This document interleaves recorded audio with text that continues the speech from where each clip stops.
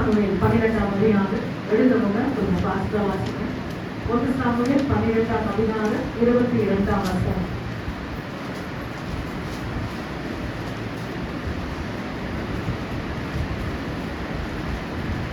கர்த்தர் உங்களை தமக்கு ஜனமாக்கிக் கொள்ள பிரியமானபடியினால் கர்த்தர் தம்முடைய மகத்துவமான நாமத்தின் நிமித்தம் தமது ஜனத்தை கைவிட மாட்டார். ஆமென். அல்லேலூயா. தமது ஜனத்தை என்ன செய்ய மாட்டாரா?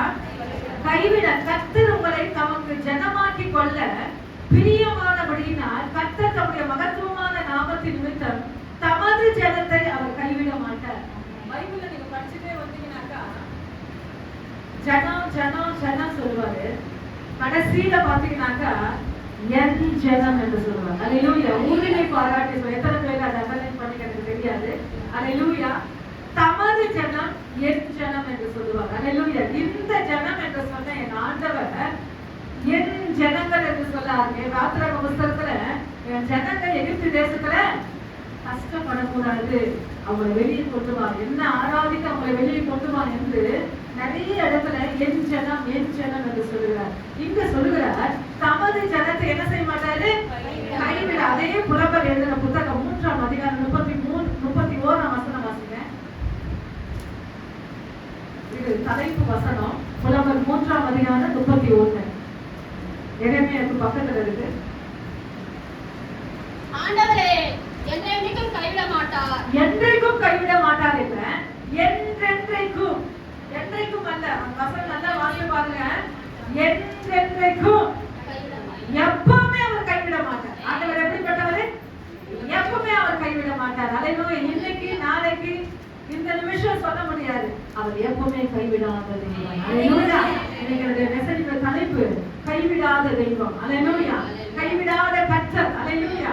இன்னைக்கு சில குறிப்புகளை நாம் பார்க்க போகிறோம். ஏன் அவர் கைவிட மாட்டார் சொல்லுங்க. யாரா ஒருத்தர் ஏன் கைவிட மாட்டார் சொல்லுங்க. டக்கு சொல்லுங்க.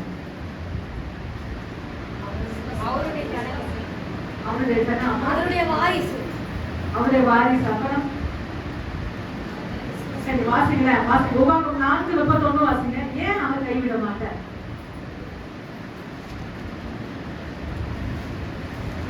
சீக்கிரம் வாசிங்க. உபாகம் 4:31. தேவனாகிய கர்த்தர் இரக்கமுள்ள தேவனாய் இருக்கிறபடியால் ஆமென். அவர் உன்னை கைவிட மாட்டார். ஆமென். உன்னை அழிக்கவும் மாட்டார். ஆமென். உன் பிதாக்களுக்கு தாம் ஆணையிட்டு கொடுத்த உடன்படிக்கையை மறக்கவும் மாட்டார். நான் சொன்ன ஏன் கைவிட மாட்டார் சொன்னேன். நீங்க வாரிசு நிறைய காரியங்களை சொன்னீங்க. ஆனா ஏன் கைவிட மாட்டார்னா அவர் குணமே இறக்க. அதுதான் இதுதான் ஏன் அவர் கைவிட மாட்டார்னா என் ஆண்டவர் இறக்கம் உள்ளவர். அல்லேலூயா. ஏதாவது ஒரு தப்பு பண்ணிட்டு கொஞ்சம் ஆண்டவர் சமூகத்துல அழுது பாருங்களேன். அப்படிப்பட்ட அதனால தப்பு செஞ்சுட்டு நீங்க என்ன செஞ்சீங்கன்னா நம்ம அவருடைய இறக்கத்தை பெறலாம் நினைக்காதீங்க. அல்லேலூயா. Praise the lord. இன்னைக்கு அந்த இடத்த ஆண்டவர் சொல்றாரு தொடர்ச்சியாக செய்யும் போது சடுதியிலே, அது ரொம்ப முக்கியமான வார்த்தை, நான் சொல்ல விரும்பல. அந்த மன்னிப்பை நம்ம மிஸ்யூஸ் பண்ணும்போது சடுதியிலே சகாயம் என்று நான் சொல்ல முடிக்க விரும்பல. அல்லேலூயா. ஏன்னா இந்த மன்னிப்பை சில பேர் என்ன செய்யறாங்க, அதை மிஸ்யூஸ் பண்ணிட்டு கடைசி வரைக்கும் ரொட்டீனா கொண்டு போறாங்க. அவங்களுக்கு ஒரு வசனம் சடுதியிலே. ரொம்ப முக்கியமான காரியம். தேவ ஜனமே விழிப்பான் இருப்போம், ஜாக்கிரதையா இருப்போம். கர்த்தர் நமக்கு கிருபை கொடுப்பாராக. இங்க அடுத்த நெகேமியா 9ஆம் அதிகாரம் 19 வாசிங்க. நெகேமியா 9:19. ஏன் அவர் கைவிட மாட்டார்?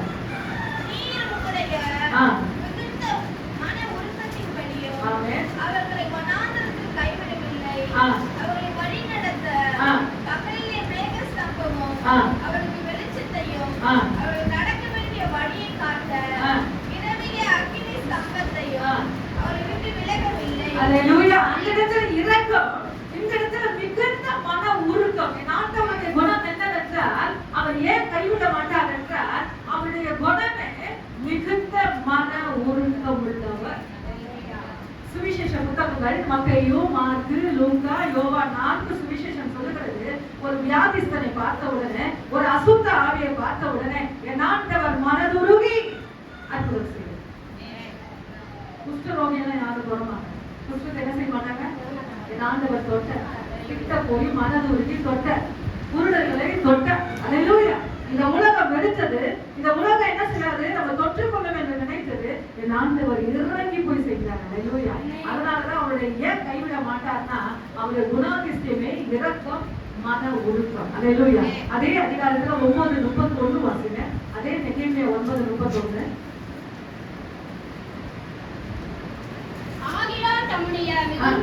மிகுந்த இரக்கத்தின்படி அவர்களை நிர்மூலமாக்காமலும்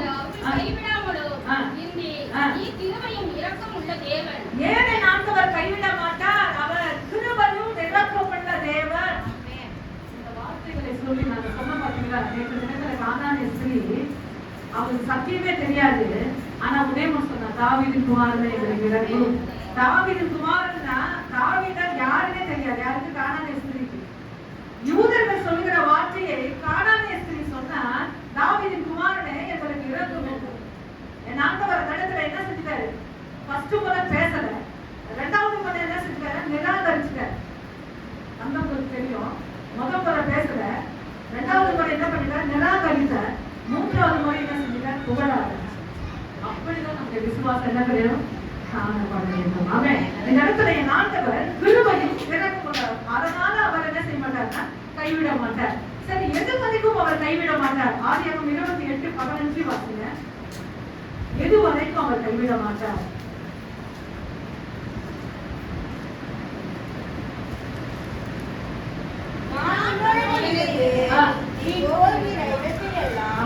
உன்னை காத்து இந்த தேசத்துக்கு உன்னை திரும்பி வர பண்ணுவேன். நான் உனக்கு சொன்னதை செய்யும் அளவு உன்னை கைவிடுவதில்லை என்றார். எது வரைக்கும் அவர் கைவிட மாட்டார்? நமக்கு சொல்றத செய்த வரைக்கும் அவர் கைவிட மாட்டார். கையை தட்டி ஆண்டவருக்கு நல்ல ஒரு மகிமை கொடுக்கணும். எனக்கு அவர் சொல்றத செய்யற வரைக்கும் அவர் கைவிட மாட்டார். எனக்கு எத்தனை அந்த வாக்குத்தத்தங்களை கொடுத்து வருடங்களா இருக்கலாம், மாதங்களா இருக்கலாம், கவலைப்படாதீங்க. அவர் சொன்னதை செய்த வரைக்கும் அவர் கைவிட மாட்டார். ஏன் கைவிட மாட்டார் பார்த்தோம். அப்புறம் பாத்தீங்கன்னாக்கா எது வரைக்கும் அவர் கைவிட மாட்டார் பார்த்தோம். அல்லேலூயா. இன்னைக்கு யாரை கைவிட மாட்டார்? நான் ரொம்ப அதிக நேரத்தில் எடுக்க விரும்பல. ஏன் கைவிட மாட்டார் என்றால், அவர் இரக்கமுள்ள தேவன். எது வரைக்கும் அவர் கைவிட மாட்டார் என்றால், எனக்கு சொல்றதை செய்த வரைக்கும் அவர் கைவிட மாட்டார். இப்பொழுது பாயிண்ட்ஸ்குள்ள கடந்து போகிறோம். யாரை எல்லாம் என் ஆண்டவர் கைவிட மாட்டார்? சங்கீதம் 9ஆம் அதிகாரம் 10ஆம் வசனம் வாசிங்க. முதல் குறிப்பு சங்கீதம் 9:10. உம்மை தேடுகிறவர்களை நீ கைவிடுவதில்லை. ஆதலால் உமது நாமத்தை அறிந்தவர்கள் உம்மை நம்பி இருப்பார்கள். ஆமென். உம்மை தேடுகிறவர்களை என் ஆண்டவர் என்ன செய்ய மாட்டாரு? ஆலயத்தை யாரை பார்க்க வரீங்க? ஆலயத்துல யாரை பார்க்க வரீங்க? இயேசுவை பார்க்கணும். அவரோட வசனத்தை கேட்கணும், அவர் ஆராதிக்க வரும். அதுதான் தேடுவது.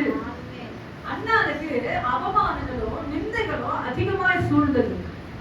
உடம்பு இல்லைன்னு சொல்லி ஒரு ஃபங்க்ஷன் நிற்க முடியாது, வெளியே போக முடியாது, வர முடியாது. ஆனா நல்ல ஒரு ஸ்தானத்துல இருந்தவர். அப்ப அவனை சுற்றின அவமானங்களை நிந்தைகளை சூழ்ந்த உடனே அவர் எதை நோக்கி கடந்து போனார் என்றால், ஆலயத்துக்கு போனார். சர்ச்சு பாஸ்டர் கூட சொல்றாரு, எது வரைக்கும் முடிச்சிருப்ப எடுத்து போன்னு சொல்றாரு. எவ்வளவு அதை ஜோம் பண்றீங்க, நீ குடிச்சிட்டு வந்திருக்கியா சொன்னார். அவங்களும் அறிஞ்சு கொள்ள முடியல.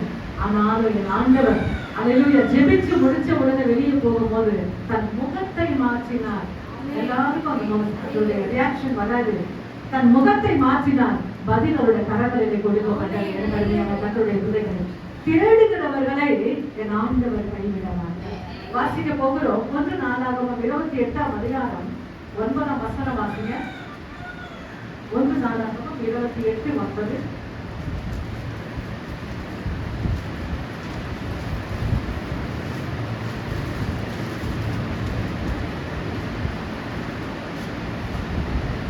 குமாரனாகிய சாலொமோனே, நீ உன் பிதாவின் தேவனை அறிந்து அவரை உத்தம இருதயத்தோடும் உற்சாக மனதோடும் சேவி.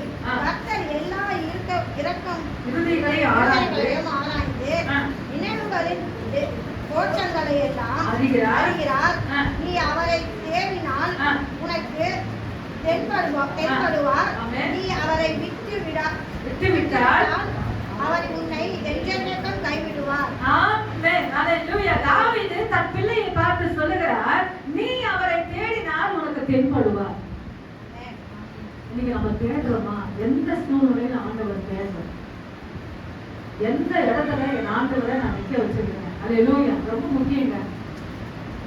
நம்முடைய எல்லா உறவினர்களை காட்டிலும், எல்லா குடும்பத்தினுடைய சொந்த பந்தங்களை காட்டிலும் நம்ம ஆண்டவரை முதன்மையான ஸ்தானத்துல, முதன்மையான அன்பு, முதன்மையான லவ் ஃபர்ஸ்ட் நம்ம என்ன செய்யணும்? ஆண்டவருக்கு கொடுக்கணும். ஹalleluya. அவங்க நல்லா இருக்கணும்னா நீங்க கொடுத்து பாருங்க.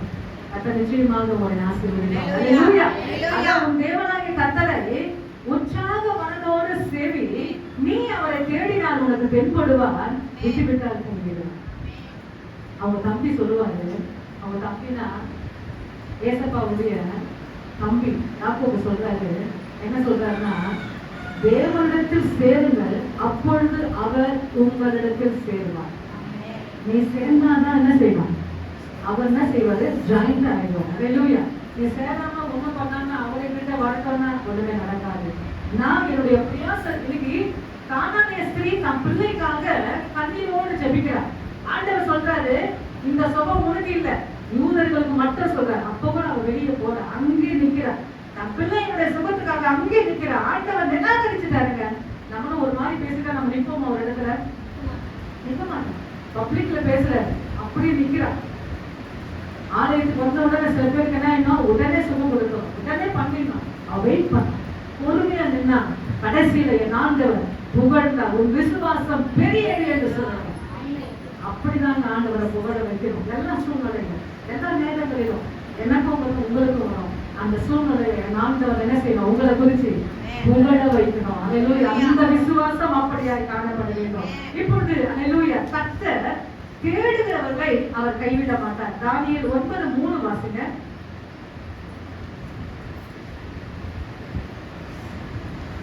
தானியேல் 9:3. எசேக்கியேல் அடுத்தது. நான் உபவாசம் பண்ணி ரெட்டினாலும் சாம்பலிலும் உட்கார்ந்து தேவனாகிய ஆண்டவரை ஜெபத்தினாலும் விண்ணப்பத்தினாலும் தேட என் முகத்தை அவருக்கு நோக்கி நான் உபவாசம் பண்ணி ரெட்டிலும் சாம்பலிலும் உட்கார்ந்து தேவனாகிய ஆண்டவரை ஜெபத்தினாலும் விண்ணப்பங்களினாலும் தேட என் முகத்தை அவருக்கு நேராக்கி. நம்ம முகத்தை யாருக்கு காட்டணும் சொல்லுங்க? அதான் சொல்ற, பூமியை பார்த்து நம்ம ஜெபிக்க கூடாது. என்ன பார்த்து? பூமியை பார்த்து ஜெபிக்க கூடாது. பரலோகத்தை பார்த்து நம்ம என்ன செய்யணும்? ஜெபிக்கணும். சில பேர் பாத்தீங்கன்னாக்கா இடுப்புல பெயின் இருக்குன்னு சொல்லி என்ன செய்வாங்க? அப்படியே சொல்ல அப்படியே ஃபுல்லாவே கவுந்துருவாங்க. கடைசி வரைக்கும் அவங்க நிலைமை அப்படிதான் இருக்கும். வானத்தை பார்த்து நீ என்ன செய்யணும்? தேவ சமூகத்தை ஜெபிக்கும் போது தானியேல் அப்படிதான் அவருடைய முகத்தை கர்த்தருக்கு நேராக்கி, உங்க முகத்தை என்ன செய்ய ஆண்டவரே பார்க்கணும். அதுதான் நான் சொல்லுவேன், உங்க முகத்தை சோகமா வச்சுக்காதீங்க, 6 மணி மாதிரி வச்சுக்காதீங்க, 9:15 மாதிரி சிரிச்ச முகத்தோட வைங்க. ஹalleluya. உங்க சிரிப்பை பார்க்கணும்.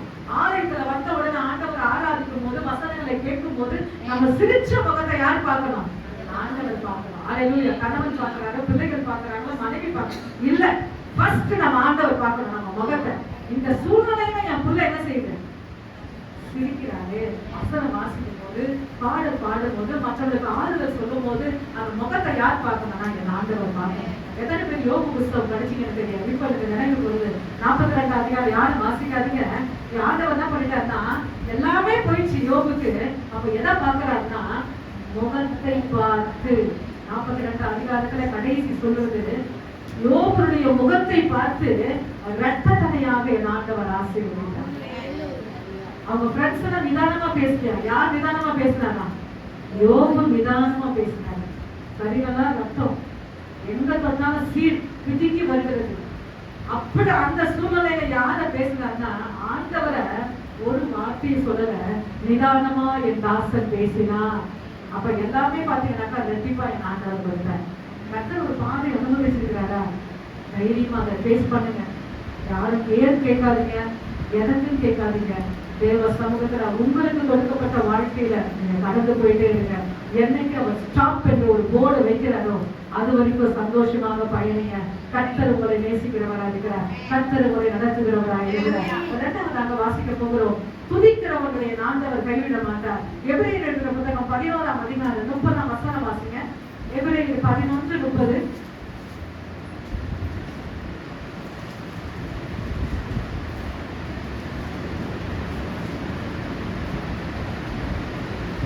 பக்கம் வந்து 309. ஆமென். எரிகோ பட்டணத்தின் மதில்கள் 7 நாள் சுற்றி வரப்பட்டு விழுந்தது. ஆமென். விசுவாசத்தினாலே இந்த எரிகோ பட்டணத்துல எதுவுமே செய்யல. வெறும் சுத்தி சுத்தி வந்து என்ன பண்ணாங்க? ஸ்தோத்திரம் பண்ணாங்க. என்ன பண்ணாங்க? நான் அதிகமா சொல்லுவேன், நல்லா ஸ்தோத்திரம் பண்ணுங்க. ஒரு ஜெபிக்க தெரியலையா? வெறும் ஸ்தோத்திரம் சொல்லாதீங்க. ஏசப்பா ஸ்தோத்திரம் சொல்லுங்க. ஏசப்பா ஸ்தோத்திரம் சொல்லுங்க. நீங்க ஜெபிக்காத காரியம், நினைக்காத காரியம் எல்லாத்தையும் அவர் கூட கொடுப்பார். அல்லேலூயா. ஆமென். அதிகமா ஸ்தோத்திர பலிகளை செய்யுங்க. ஸ்தோத்திர பலிகிறவன், ஸ்தோத்திர பலி இடுகிறவன் யாரை மகிமைப்படுத்துகிறார்? தேவனை மகிமைப்படுத்துகிறார். அதிகமா ஸ்தோத்திரம் பண்ணி பாருங்க. பஸ்ல டிராவல் பண்ணும்போது, வண்டி ஓட்டும் போது, மற்றவங்களோடு உட்காரும் போது, அல்லேலூயா, பிரைஸ் தி லார்ட், சாமான் தைக்கும் போது, பெருக்கும் போது, எல்லா நேரத்திலும் சரி ஸ்தோத்திரம் பண்ணிட்டே இருங்க. நிச்சயமா ஒரு புதிய பலனை ஆண்டவர் கொடுப்பார். ஆமென். அவர் எப்பவுமே என்ன செய்யக்கூடாது? ஆண்டவர் அதான் பாட்டுக்காரன் சொல்றான், ஒரு பாட்டு அப்படியே படுத்து தூக்கிட்டே இருக்கிறாரா, ஒரு கட்சி படுப்பீங்கள நைட் என்ன பண்ணுவீங்க? உங்களை அறியாம சில நேரம் கோமா ஸ்டேஜுக்கு நம்ம தூங்க போயிடும். எப்படி போயிடும்? கோமா ஸ்டேஜுக்கு தூங்க போயிடும். நம்மள மறந்து தூங்க போயிடும். அப்போ ஒரு கழிக்கு பாருங்கள, அந்த ஒரு கழிக்கும் போது கூட ஏசப்பான்னு சொல்லும்போது அந்த நிச்சயமாக நேசிக்கிறாங்க. அந்த லவ் ஆண்டோட என்ன செய்யறாரு? ஆண்டோட அதிகமா எதிர்பார்க்கிறாரு. ஆமென். அல்லேலூயா. நடு ஜாமத்திலே நான் தியானிக்கிறேன். பாட்டுல சொல்றாரு, அல்லேலூயா, என் நேச நீர்தான் ஐயா, நேசிக்கிறேன் உண்மை தான் ஐயா சொல்லி அந்த நடு ஜாமம் என்று சொல்லும் போது அந்த ஒரு கணித்து படுக்கும் போது கூட என் ஆண்டவரை நான் நினைக்கிறேன். உங்களை அறியாம அந்த வார்த்தை வரணும், ஏசப்பா வரணும். அப்போ நீங்க எப்படி இருக்கீங்க? ஆண்டவர்கிட்ட க்ளோஸா இருக்கீங்க. அதுதான் ரொம்ப முக்கியம். அம்மா அப்பா வரத காட்டிலும் ஏசப்பா சொல்லி பாருங்க. கட்ட நிச்சயமா சொல்லிப்பாரு. இப்பொழுது நாம் வாசிக்க போகிறோம், துதிக்கிறவனை என் ஆண்டவர் கைவிட மாட்டார். மூன்றாவது, துன்பப்படுகிறவனை என் ஆண்டவர் கைவிட மாட்டார். 2 கொரிந்தியர் 4ஆம் அதிகாரம் 9ஆம் வசனம் வாசிங்க. 2 கொரிந்தியர் 4:9.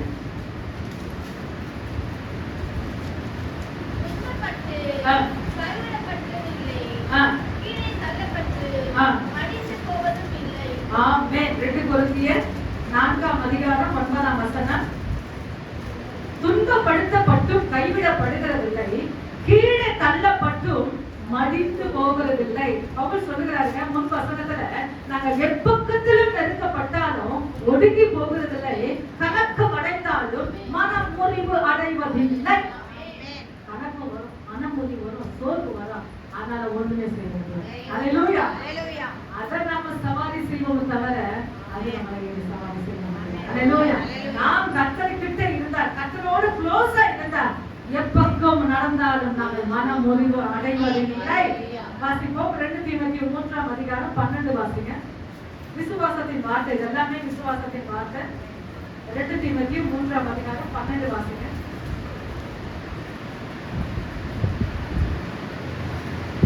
அன்றையும் கிறிஸ்து இயேசுவுக்குள் தேவபக்தியாய் நடக்க மனதால் இருக்கிற யாவரையும் துன்பப்படுவார்கள்.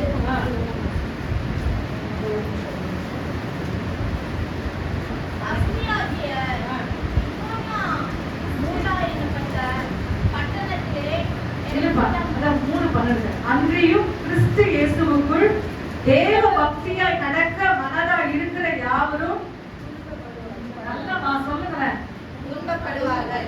அதான் சில பேர் சொல்லுவாங்க, அம்மா நீ மேலோட்டமா வந்துட்டு மேலோட்டமா போயிரு சொல்லுவாங்க. என்ன சொல்லுவாங்க? மேலோட்டமா வந்துட்டா மேலோட்டமான ஆசீர்வாதங்கள் அவங்க உண்டு. ஆழமா வர்றவங்க யாரு? தேவ பக்தி. அவங்க என்ன செய்வாங்களாம்? துன்பப்படுவார்கள். ஆனா அந்த துன்பத்திலும் என் ஆண்டவர் அல்லேலூயா ஒரு விசேஷமான ஒரு ஆசீர்வாதங்களை கொடுத்து அவர் ஜனத்தை அவர் கைவிடாத கர்த்தராய் இருப்பார். அல்லேலூயா. வாசிப்போம் மத்தேயு 5:10. நான் முடிக்க விரும்புகிறேன். மத்தேயு 5:10. ஆமென். அல்லேலூயா. துன்பப்படுகிறவர்கள் பாக்கியவான்கள். நீங்க துன்பத்தோட உள்ள வந்திருக்கீங்களா? கலக்கத்தோட உள்ள வந்திருக்கீங்களா? யார் என்ன உங்களுக்கு ஆண்டவர் உரிமை சொத்தா கொடுக்கிறேன். பரலோக ராஜ்யம் உங்களுடைய. அல்லேலூயா. Praise the lord. அத ஆண்டவர் சொல்றாரு, உங்கள் துக்கம் சந்தோஷமாய் மாறும். அல்லேலூயா. அவரை பார்க்கிற நாளிலே அல்லேலூயா நம்முடைய துக்கத்தை ஆண்டவர் சந்தோஷமாய் மாற்றுவார். ஆமென். 2 பேதுரு 2ஆம் அதிகாரம் 9ஆம் வசனம் வாசிங்க. 2 பேதுரு 2ஆம் அதிகாரம் 9ஆம் வசனம்.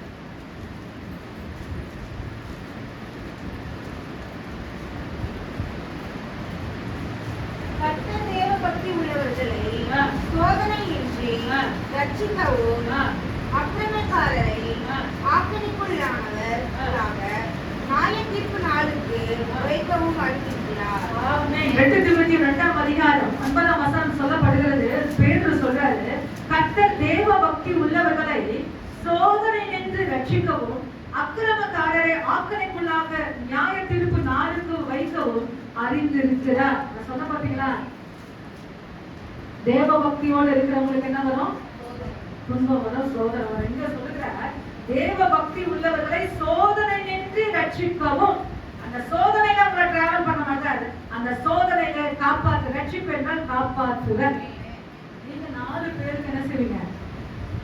நீங்க சோதனையிலிருந்து வந்ததுனால 4 பேருக்கு என்ன செய்வீங்க?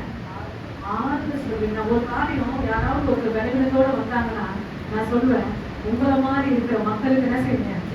ஜெபிங்க. உங்க பாதையில உங்க பலவீனத்துல யாரெல்லாம் இருக்கிறார்களோ நீங்க அவங்களுக்காக ஜெபிங்க. ஸ்பெஷல் பிரேயர் வைங்க. கர்த்தர் நிச்சயமாக கர்த்தர் அந்த இடங்களில் உங்களை கொண்டு போகும்போது நீங்கள் அவர்களை ஆறுதல் படுத்துவீர்கள். அல்லேலூயா. அல்லேலூயா. 1 ராஜாக்கள் கடைசியாக முடிக்க விரும்புறேன். 1 ராஜாக்கள் 6:13. 1 ராஜாக்கள் 6:13. ஆமென்.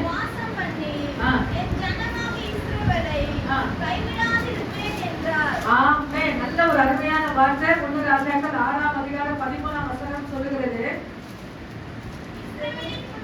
இஸ்ரவேல் புத்திரர் நடுவிலே வாசம் பண்ணி என் ஜனமாகி இஸ்ரவேலை கைவிடாதிருப்பேன். கரங்களை உயர்த்தி ஆண்டவரை சொல்லுவோம். அல்லேலூயா. இஸ்ரவேல் புத்திரர் என்றால் நீங்களும் நான் தான். என் நடுவிலே அவர் வாசம் பண்ணி அவர் உலாவி என் ஜனமாகி இஸ்ரவேலை கைவிடாதிருப்பேன். அல்லேலூயா. துன்பங்கள் வந்தாலும் பலவீனங்கள் வந்தாலும் என் ஆண்டவர் நம்மை கைவிட மாட்டார். அல்லேலூயா. அல்லேலூயா. எல்லாரும் கையை தூக்கி சொல்லுவோமா, என் ஆண்டவர் கைவிட மாட்டார். இந்த சூழ்நிலையில ஆண்டவர் விட மாட்டார். என்னை காப்பாற்றுவார், என்னை ரட்சிப்பார், என்னை நடத்துவார். அல்லேலூயா. நம்ம அப்படி முழங்கால் படிட்டு கொஞ்ச நேரம் தேவ சமூகத்திலே நம்ம ஜெபம் பண்ணணும். கைவிடாத தேவன் ஆண்டவர் கைவிட மாட்டார். ஏன் கைவிட மாட்டார் போட்டோம்? ஏன்